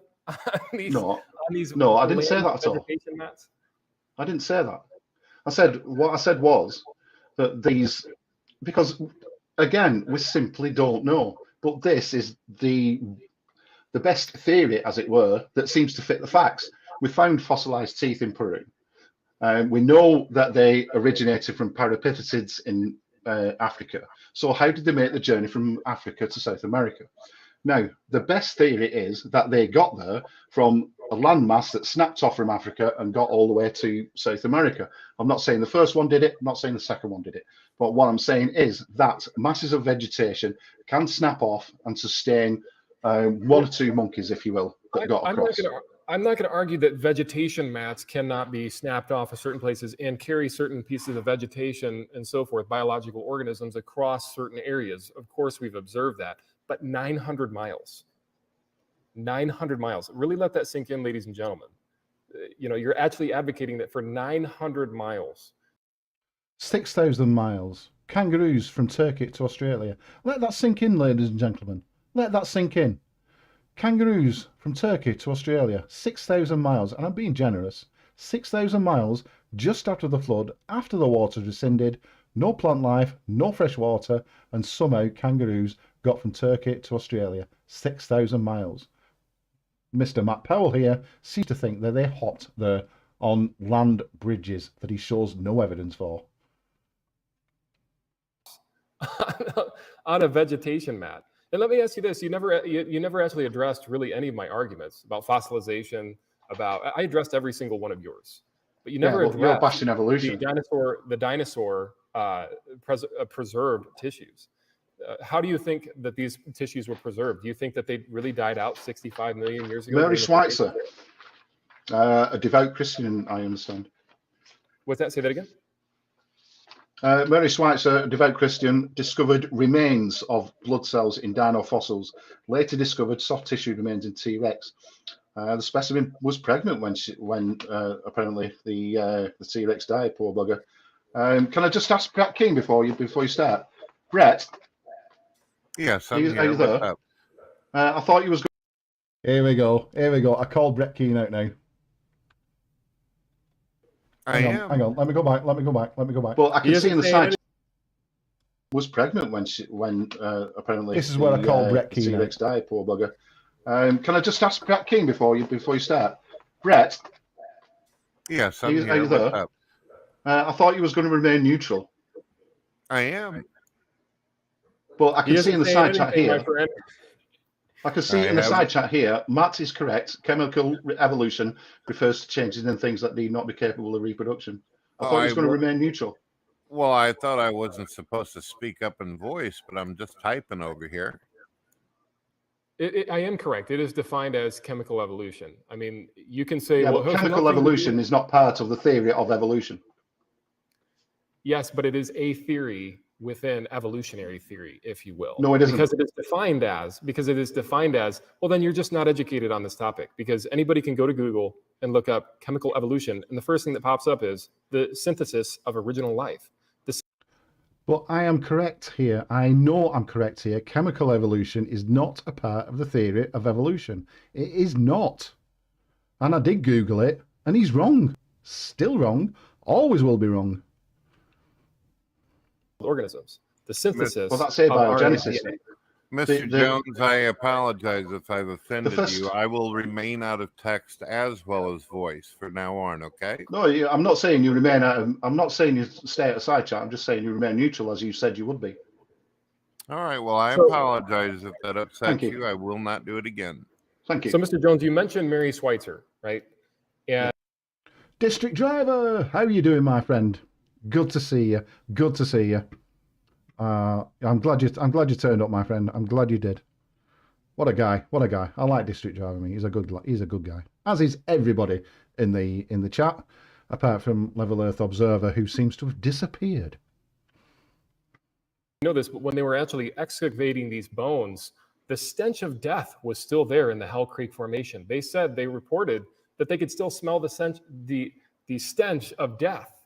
And within these dinosaur bones contained blood, hemoglobin in the cells, as well as blood vessels and stretchy material. So how could this stuff last for 65 million years if your model is correct? Well, I don't know. I'm not, like I said, I'm not trained in. I said it right at the top of the thing that my knowledge of evolution isn't up to scratch at all. But this is Mary Schweitzer. Okay, fair I did read up on Mary Schweitzer, and she said she discovered remains of blood cells in dino fossils. Later discovered soft tissue remains in T-Rex. Now, I don't know how long. I don't know how soft tissue survived in T-Rex. I honestly don't know. But you think it's plausible to believe that it survived for 65 million years with differentiating temperatures. Matt Powell's cheeks are going redder. And sitting there within the Hell Creek Formation. That's what you're left in the light of any other have, evidence, then yeah. You'd have to defend that blood cells lasted in the ground, and you're defending this right now. Right. I kept trying to tell Matt Powell in this that it was remains of blood vessels or blood tissue or what have you. I kept telling him that it was remains of, and he's convinced himself that it's actual blood, whatever. Ridiculous.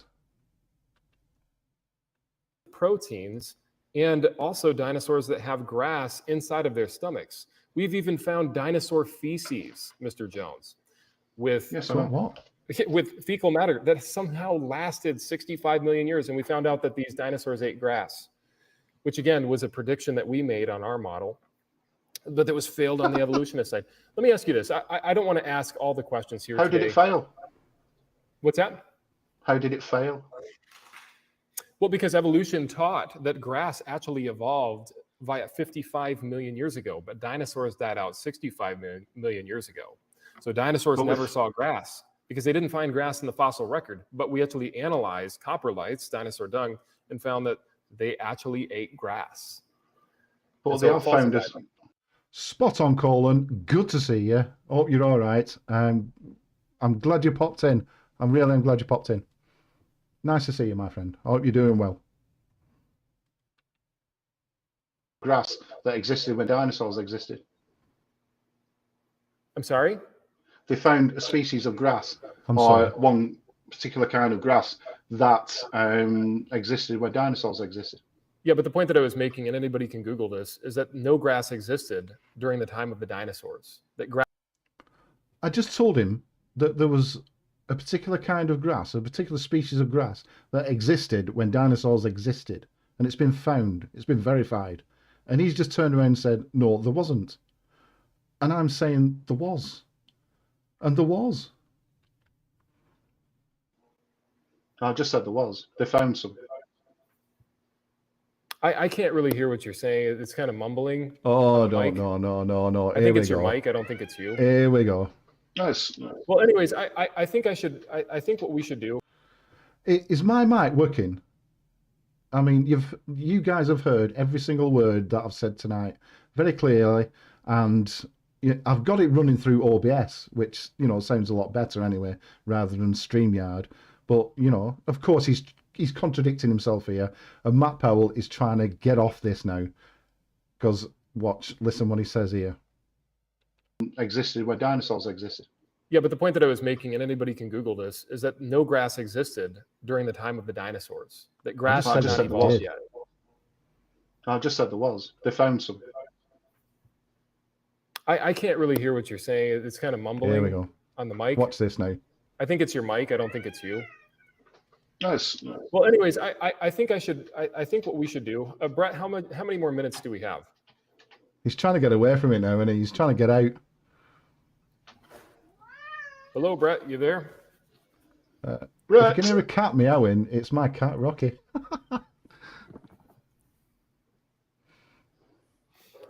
So let's talk about evolution then, because you said that evolution, basically means change over time. Well, I believe in change over time, but I'm not an evolutionist. And so you could define me as an evolutionist just because I believe in change over time. But these changes over generations, over these populations, are deleterious by definition. What part of the mutation through selection mechanism that is required to drive evolution is verifiably scientific and that we can observe today? You mean beneficial mutations? I'm talking about a mutation, a group of mutations that would drive a fish to a fisherman, like evolution teaches. No, it doesn't teach that at all. So you don't believe that through generations and via variations that we descended from? Over millions of years. They're still eukaryotes. Right. So just because they're eukaryotes means that we're related, correct? That's right, yeah. So yeast is a eukaryote as well, right? Sorry? Yeast is a eukaryote as well. Yes. So that means we're related to yeast, according to you. That means we're related to pine trees and elephants because they're eukaryotic organisms. Well, you could argue that squids and pens are related because they squirt ink. Squids and pens are related, right? Okay. We share a common ancestor with yeast, yes, because we're all eukaryotic. What is it? Domain, family, something. But right at the top of the thing, right at the top of the tree is domain, which is eukarya, and then you've got all these little subsets going on, and then we end up as species and what have you. I can't remember the exact thing. I can't remember it. I'm sorry, but right at the top of the thing is domain, which is eukarya, which is like our common ancestor, isn't it? But Matt just wants to shit all over it. Clouds, because they have water inside of them, and watermelon has water inside of it. Somehow watermelon and clouds are related, ladies and gentlemen, because they have is a pen characteristic. In your opening statement, you literally said Dinosaurs and birds both have a very, very similar wishbone. Therefore, they're related. I'm sorry, that is not Is a evidence pen for a relation. eukaryote? Say that again? Is a pen a eukaryote? Is a what a eukaryote? A pen. You mentioned squids and A pens.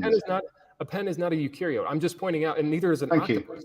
But I'm just saying that just because certain things have similar characteristics doesn't mean that they come from common descent. That's not.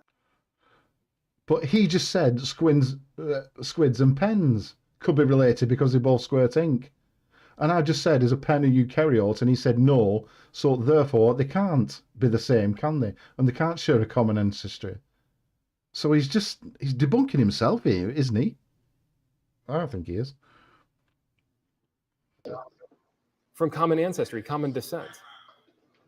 That they Well, share why a does it common not? ancestor because they have. Why not? Yeah, why not? Because, well, for one, we only see animals producing within their families. And then number two, if we look at the genetic makeup He did, Cheshire. of Yes, he did. certain animals, for example, the Y chromosome of a human versus the Y chromosome of a chimp, we have a somewhat similar Y chromosome. Well, evolutionists have concluded that based on the Y chromosome analysis, that somehow we descended from chimps because we have a similar Y chromosome. Well, look, we Monkeys. have more in common with a gorilla's Y chromosome than a chimp's Y chromosome. Yes, So we does do. that mean we descended from gorillas? No. It means that we share certain DNA barcodes with No, certain it the means we creation descended that's around from us because we're all monkeys. coded with the same code for life via DNA. So, of course, we would expect there to be similarities. We'd expect for certain organisms like ourselves to be eukaryotes. So what? Big deal. It doesn't prove that we are related to pine trees or elephants or yeast. It's So the let me burden of ask- proof is on you to show. No, it does prove that we share a common ancestry. And I should have said this during the debate, but he's not. He claims, right, he's put an edited version of this discussion on his channel. And he says, well, you know, atheist gets trounced or what have you. And I've watched this twice now. This is the second time I've seen this. And he's not trouncing me at all here. No way. Just because we're eukaryotes. No. Let me ask you this. Is a red squirrel and a grey squirrel the same kind? I'm sorry, you're coming in and out so much. Can you Is the ask red that- squirrel and the grey squirrel the same kind? I would say so. Why can't they interbreed? Because when populations reproduce, what happens is when these certain kinds reproduce, reductive traits come into play. For example, you might have a set of parents that will actually produce offspring that are interfertile. It's not an example of evolution, my friend. This is Whether or not my offspring are infertile or fertile, it doesn't matter. Still human beings. I'm asking the question why red squirrels and grey squirrels can't interbreed. And I think it's an idea that I got from Dog Walker, so thanks for that. Red squirrels and grey squirrels can't interbreed. And he's going on about human beings now, but they're still human beings. As a race, as a species, we can still breed.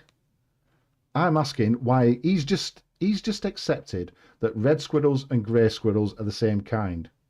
Why can't they interbreed? This is what I'm asking, and this is why I'm never getting an answer. Debate reductive ERVs. process. Gregory, do you know who'd be good debating Matt Powell on ERVs? Conspiracy Cats. Because when he debated Kent Orvind, when Conspiracy Cats debated Kent Orvind, it was a fantastic debate, and Conspiracy Cats just blew him out of the water. Absolutely blew him out of the water. He went on about radiometric dating, daughter isotopes, all the rest of it, and he went on about ERVs as well, and he completely destroyed Kent Orvind.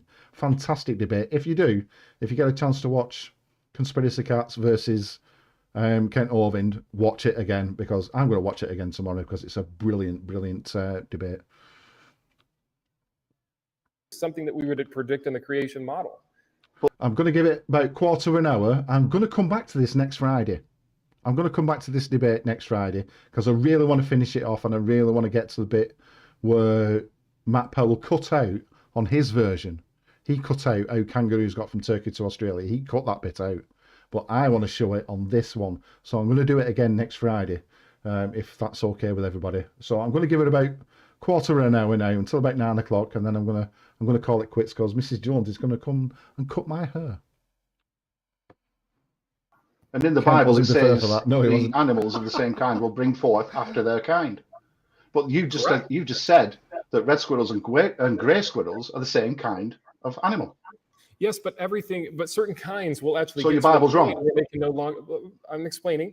There are certain kinds that get to a point where they can no longer interbreed because they have diversified and because entropy has occurred to those organisms. It is reductive. So what you're claiming is proof of evolution, or even possible. This is how we drive evolution, is speciation. Well, number one, they're still part of the.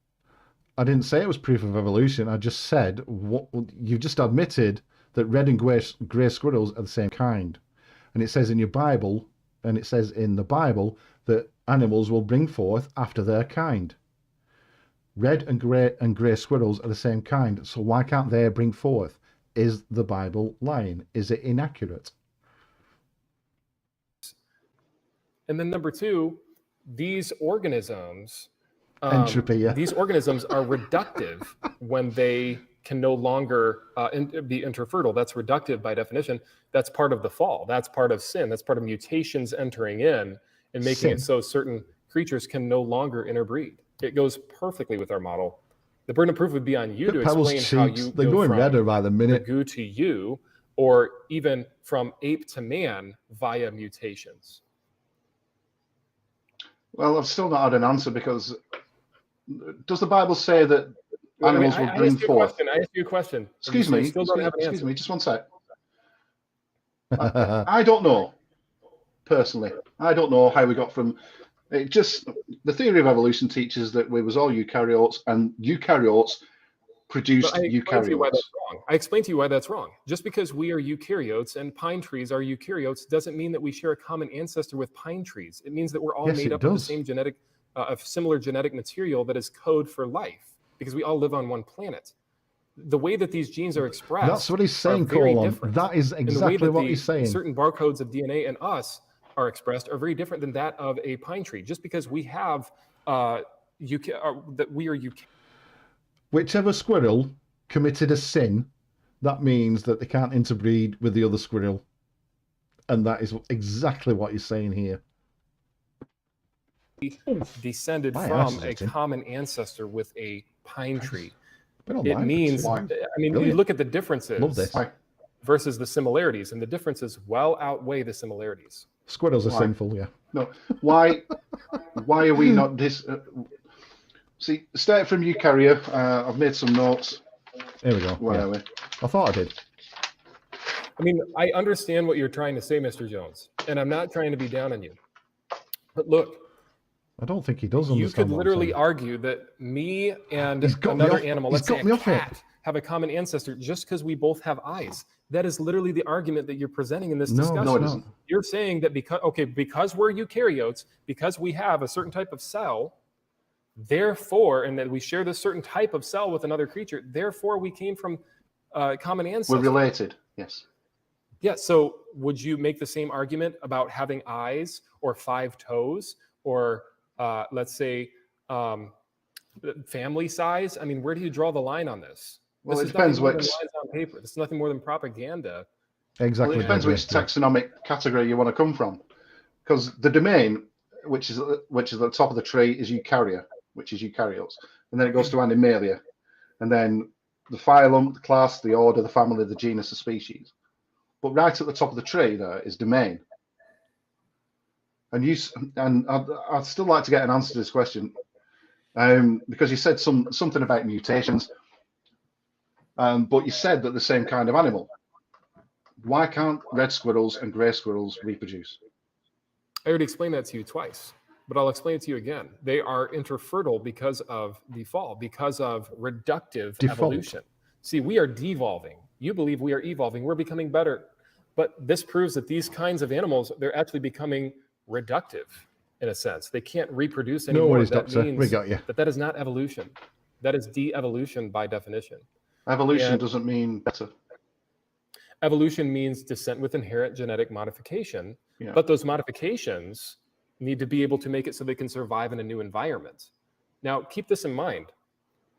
I believe that So, if modifications mean they can survive in a new environment, what environment changed to make red and grey squirrels infertile, that they can't reproduce? What changed in the environment to make them not able to interbreed anymore? Jesus Christ. yes, we adapt to our environments. We will make changes, but that is because of heterozygosity that's been built into us. And when these red and gray squirrels, they can no longer be interfertile, that's just an example of heterozygosity going from heterozygosity to homozygosity, to where they can no longer reproduce.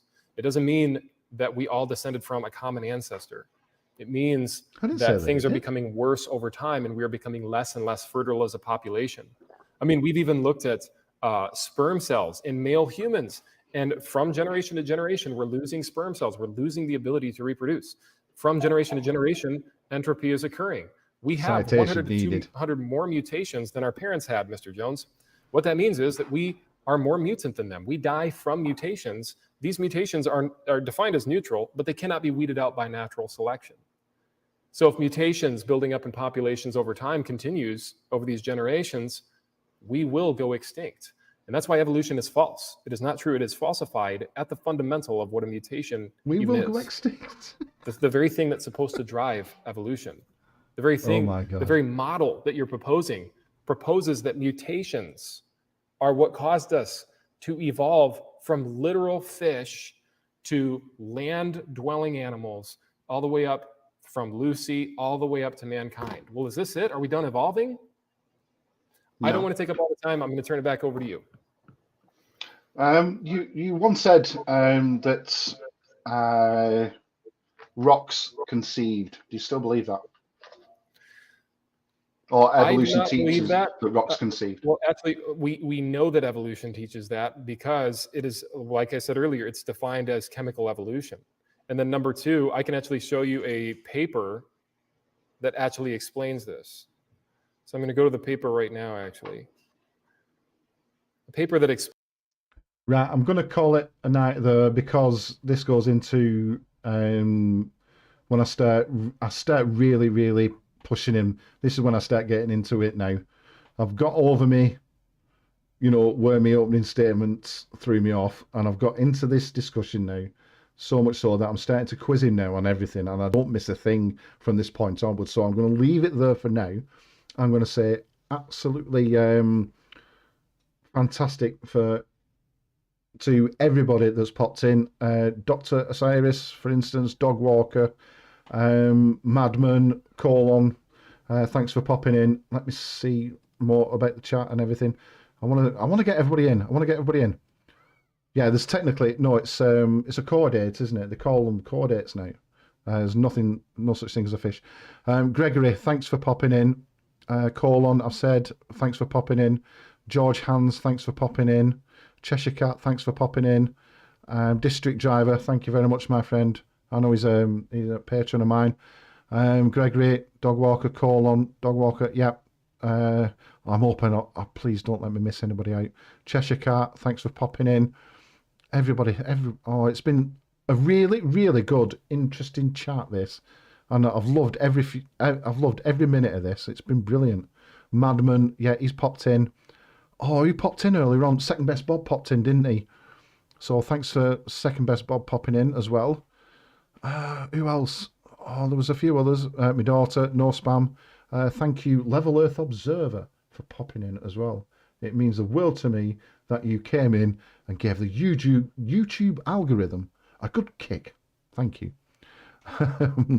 Yeah, Madman, Dog Walker, yeah, Gregory, Cheshire, everybody. Thank you, everybody that's popped in and said hi. Thank you to everybody that's yeah, it was fun.